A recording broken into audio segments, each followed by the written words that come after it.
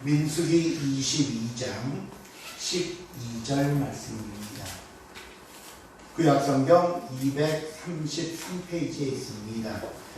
민수기 22장 12절 말씀 찾으실 줄 알고 제가 봉독해 드립니다.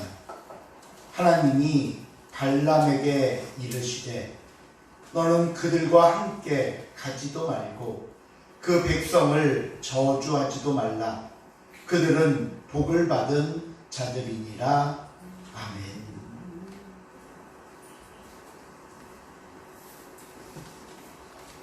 오늘 본문은 모압 왕 발락과 발람의 이야기입니다. 발락과 발람이라고 하면 처음 듣는 이름이다 여기실 분도 계실 텐데, 혹시 여러분 발람이 타고 가던 나귀 이야기를 알고 계십니까? 네. 아시는 분도 계시고 뭔 소린지 아는 분도 계시고, 지금부터 그 이야기를 시작해 보도록 하겠습니다. 먼저 오늘 사건의 배경이 되는 말씀이 민수기 22장 앞부분에 나오는데요. 우리 2절, 3절 한번 볼까요? 민수기 22장 2절과 3절 시작. 시초라는 하나님이 이스라엘이 영혼이 되지 않아 모든 일을 왔으므로 모압이 심히 두려워하였으니 이스라엘 백성이 많음으로 말미암아 모압이 이스라엘 자손 때문에 범죄하더라. 이 말씀을 보시면 당시 모압 왕 발락이 이스라엘 자손들을 두려워하고 이스라엘 자손들 때문에 번민했다라고 나옵니다. 이건 한마디로 이스라엘 백성들을 무서운 존재로 여겼다는 뜻인데, 지금 굉장히 이런 설명이 우리에게는 낯섭니다. 왜냐하면 지금까지 우리가 출애굽 여정을 통해 본 이스라엘의 모습은 그 누구에게도 이런 모습이 아니었기 때문입니다. 오히려 자신들이 두려워서 피했고 자신들이 무서워서 돌아갔으면 돌아갔지, 이스라엘이 누구에게 어떤 두려움이나 번민을 안기는 존재는 아니었던 겁니다. 그렇다면 왜 이런 말씀이 나오는가? 그 이유는요, 바로 앞에 있는 21장에 나오는 두 가지 사건 때문에 그렇습니다. 우리가 지난 시간에 불뱀에 물린 백성들을 치료하시는 녹뱀 사건을 보았고요. 그 사건이 있은 뒤 백성들은 길을 떠나 요단 동편으로 발걸음을 옮기게 됩니다. 그 과정에서 아모리 땅을 지나게 되었고, 역시 모세는 아모리 왕 시온에게 사신을 보내서 우리가 저 가나안 땅에 들어가려고 하는데 당신의 땅을 좀 지나가게 해 주십시오라고 부탁을 합니다.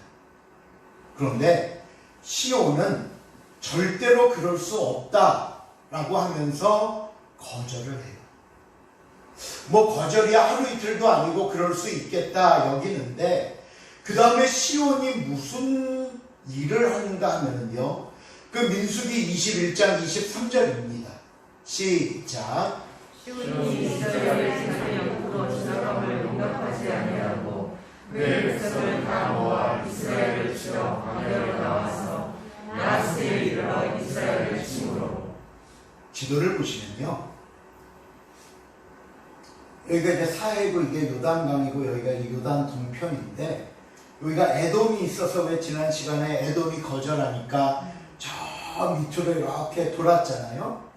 그리고는 지금 이 아모리 땅을 지나가려고 했는데 시온이 거절한 거예요. 그래서 성경에 보니까 여기 네모 박스 친 아하수에 이르러 이스라엘이 진을 치고 있는데, 시온이 군사를 보내서 이 아하수에 있는 이스라엘 백성들을 치려고 한 겁니다. 이제 큰일 났습니다. 지금 이스라엘은 전쟁을 해보지 않은 사람들입니다. 오죽하면 애굽을 나와 가나안 땅으로 들어갈 수 있는 빠른 길이 있었지만 거기에는 블레셋 사람들이 있었고 그 블레셋 사람들과 싸워서 전쟁을 한 번도 해보지 않은 이스라엘 민족들이 겁을 먹고 두려워할까봐. 그래서 출애굽기 13장 17절에 보면은요, 이 백성이 전쟁을 하게 되면 마음을 돌이켜 애굽으로 돌아갈까 하셨습니다 말할 정도로 전쟁을 피하기 위해 시나이 반도로 돌았습니다. 그런데 지금 아모리 왕 시혼이 군사를 이끌고 이스라엘을 치려옵니다. 생각해 보세요. 준비하고 무장한 군인들과 평범한 가족들로 이루어진 이스라엘이 싸우면 누가 이기겠습니까? 그 다음 24절을 볼까요? 시작. 이스라엘이 칼로 그를 쳐서 무찌르고 그 땅을 바로로 수고하다고까지 진영하여 암몬 자손에게 다시 주니 암몬 자손의 경계는 견고하더라. 지도를 보시면요, 왼쪽에 여기가 아하스였고요, 전쟁을 해서 다 쳐 이김으로 여기가 약복강입니다. 그 야곱이 씨름하던 약복강이고요, 요 밑이 아르논강입니다. 요 영토를 다 차지했대요. 요단 동편을. 자, 어마어마합니다. 전혀 생각하지도 못했고 예상하지도 못했던 이스라엘의 승리입니다. 이렇게 한 고비를 넘기고 나서 다음은 두 번째 사건인 바산 땅으로 들어갑니다. 바산은 그럼 이스라엘을 어떻게 대했는가? 민수기 21장 33절입니다. 시작. 그들이 그를 펴 바산길로 올라가되 바산 왕이 그들의 구석을 다 거느리고 나와서 그들을 맞아 그들에게서 싸우러 밀어치니라. 다음 또 지도를 보시면, 자, 요 아하스 요 꼭대기가 바산입니다. 이게 확대한 것인데요, 여기 에드레이라는 곳에서 바산이 또 이스라엘을 치려고 합니다. 그냥 길을 열어주면 될 걸 왜 바산은 굳이 전쟁을 택했는가? 바로 앞에 있었던 아모리 왕의 패배가 충격으로 다가왔기 때문입니다. 약하다고 믿었던 이스라엘이 아모리를 무너뜨리는 걸 보고는, 야, 이거 우리도 가만히 있다가는 이스라엘에게 당할 수 있겠다 하는 생각에 소위 선수를 치자고 나갔던 겁니다. 그런데 그 결과가 어떻게 됐는가 하면은요, 21장 25절 볼까요? 시작. 이에 그와 그의 아들들과 그의 백성을 다 쳐서 한 사람도 남기지 아니하고 그의 땅을 점령하였더라. 이스라엘이 바산의 왕과 그의 아들들과 그의 백성을 다 쳐서 한 사람도 남기지 않았다라는 말씀, 또 그의 땅을 점령하였더라라는 말씀으로 끝맺고 있습니다. 여러분, 오늘 이 부분을 먼저 기억하시기 바랍니다. 가고자 하는 길을 열어주지 않았다? 예전 같으면 그 결과를 보고 백성들이 실망하고 원망하고 하나님과 모세를 탓했을 것입니다. 바로 에돔에서 그랬고요. 그런데 오늘은 어떻습니까? 이스라엘이 그들을 쳤다라고 말씀하고요, 그들의 땅을 점령했다 말씀합니다. 이런 변화가 어디서 온 것일까요? 오늘 이 승리의 결과는 전쟁을 이끄시는 하나님을 바라보았고 하나님을 의지했기에 가능했던 모습이었습니다. 민수기 21장 34절에 보면요, 이 전쟁들에 앞서 하나님이 모세에게 이렇게 말씀합니다. 그를 두려워하지 마라. 내가 그와 그의 백성과 그의 땅을 내 손에 넘겼나니. 이 시간 사랑하는 성도 여러분, 힘들고 어려운 순간이 올 때 자신을 보고 내 능력, 내가 가지고 있는 것만 생각하면 우리에게 나올 수 있는 건 원망뿐입니다. 불안함입니다. 좌절과 낙심입니다. 왜요? 난 가진 게 없는데, 난 할 수 있는 게 없는데, 상황이 어려운데, 모든 게 뒷받침되어 주지 않는데, 그러니 우리는 그저 원망하고 불안해하고 낙심할 뿐이더라는 겁니다. 바로 지금까지 이스라엘 백성들이 그렇게 해왔습니다. 하지만 그 순간 내 자신을 바라보지 않고 하나님을 기억한다면, 나와 함께 하시고 나를 위해 싸우시는 나의 아버지 되시는 하나님을 믿고 의지한다면 반드시 승리할 줄로 믿으시기를 바랍니다. 예.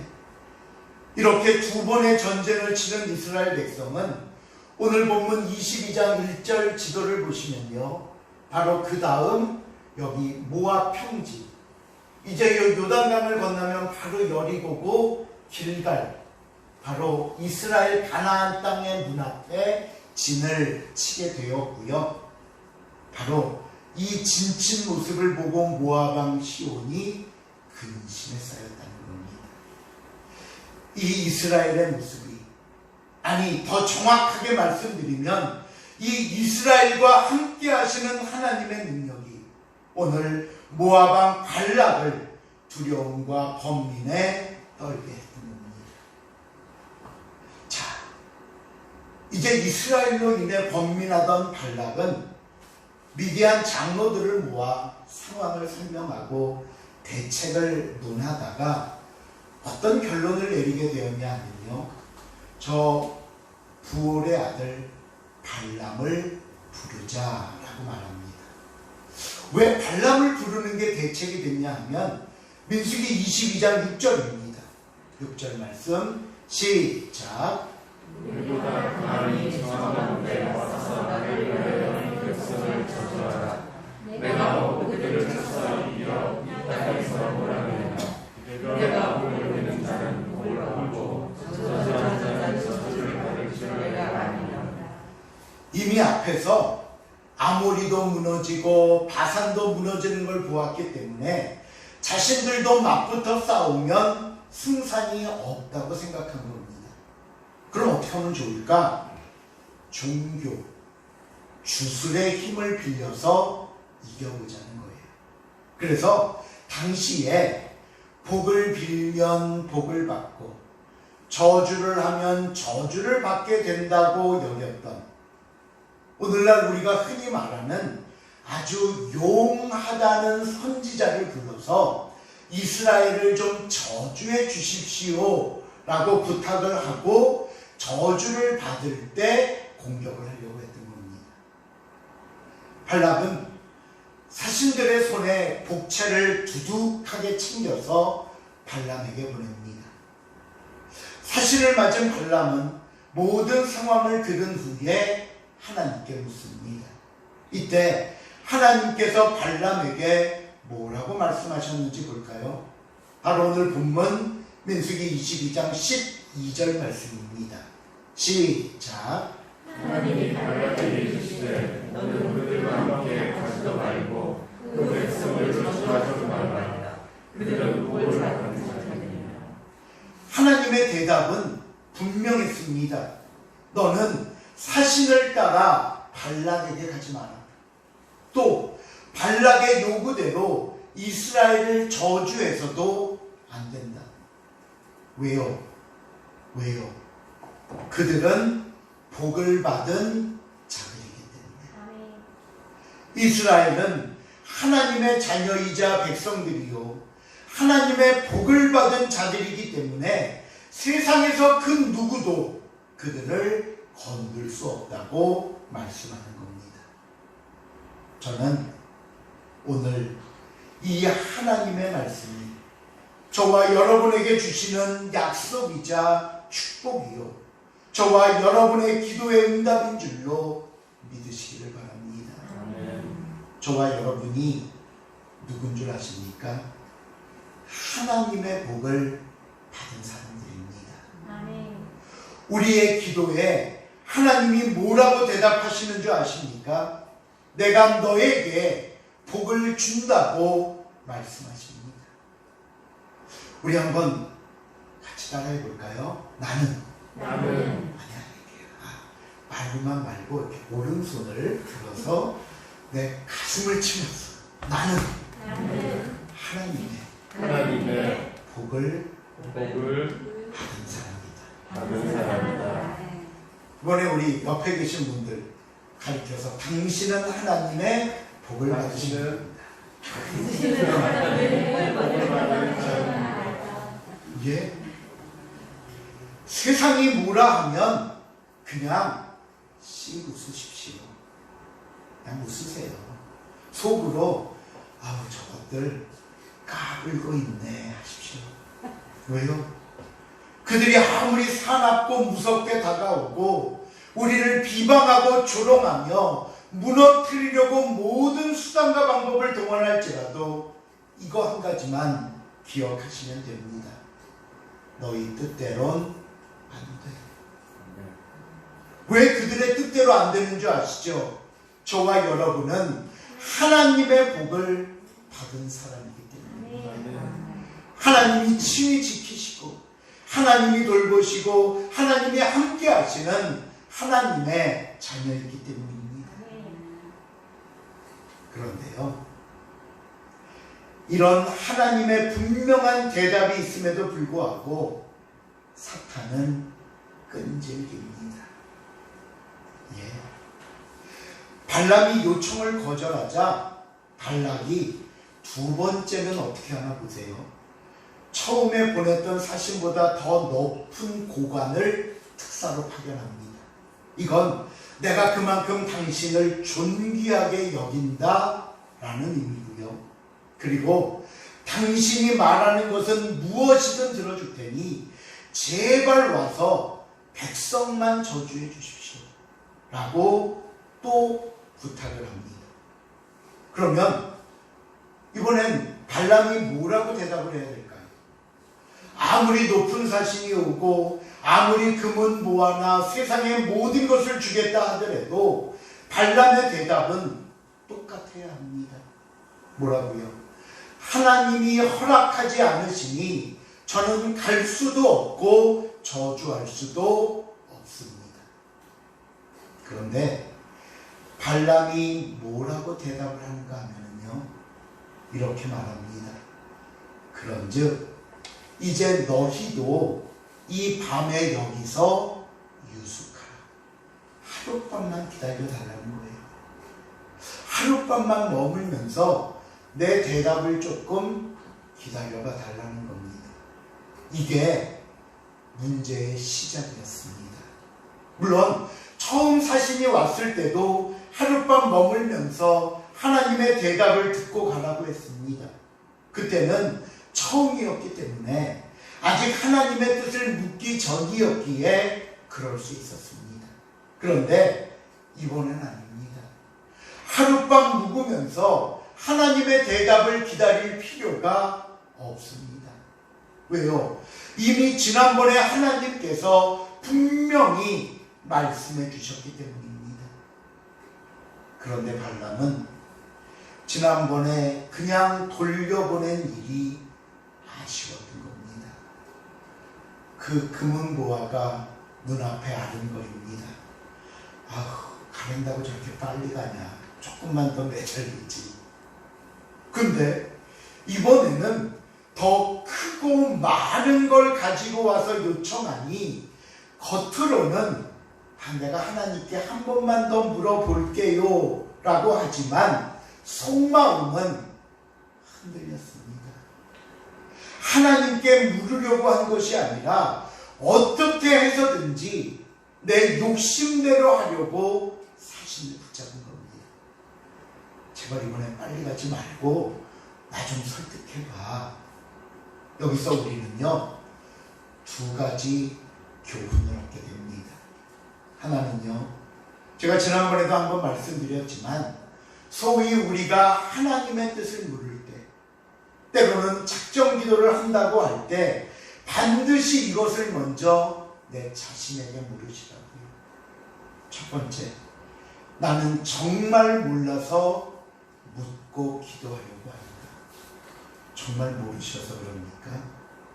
하나님의 뜻은 어렵거나 어느 날 갑자기 우리에게 탁 던져주는 새로운 비밀이 아닙니다. 이미 하나님의 말씀을 통해, 이미 내가 하나님의 자녀라면, 성도라면 우리에게 주신 신앙의 양심을 통해 무엇이 올바르고 무엇이 하나님이 인정하시고 무엇이 하나님이 기뻐하시는 뜻인지 가르쳐 주셨고요. 우리는 이미 듣고 배워 알고 있습니다. 그런데 우리는 오늘 발람처럼 알고는 있지만 혹시 이번에는 다르지 않을까?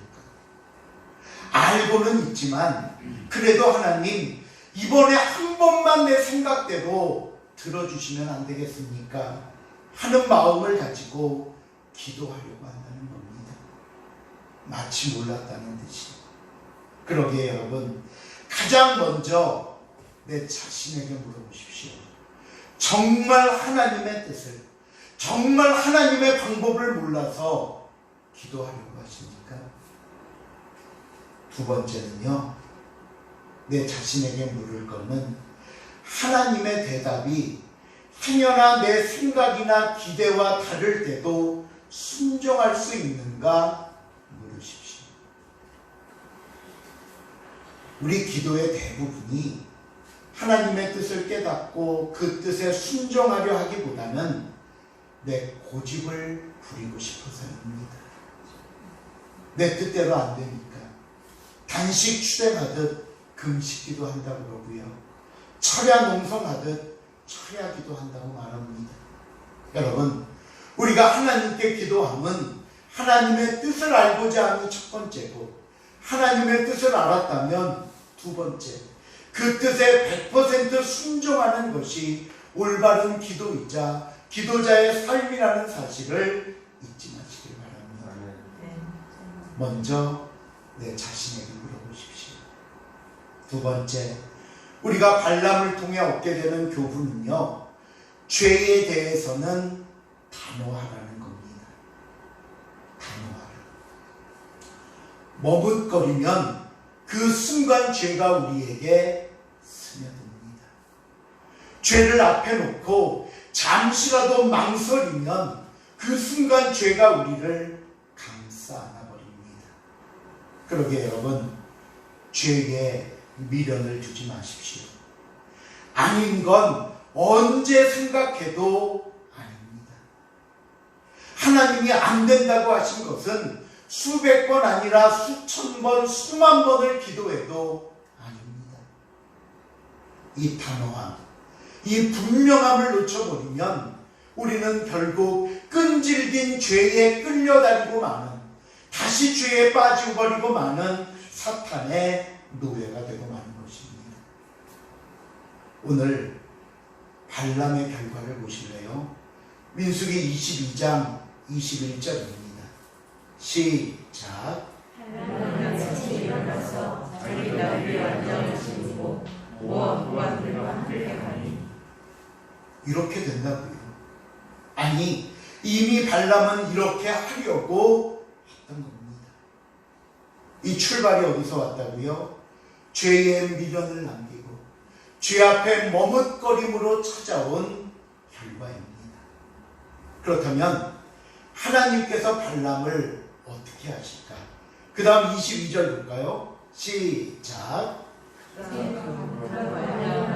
하나님이 진노하시므로 여호와의 사자가 그를 막으려고 길에 사니라. 발람은 자기 나귀를 탔고 그의 부족은 그와 함께 있더니.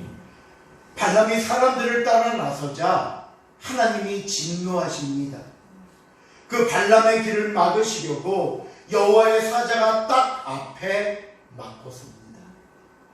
자, 보세요.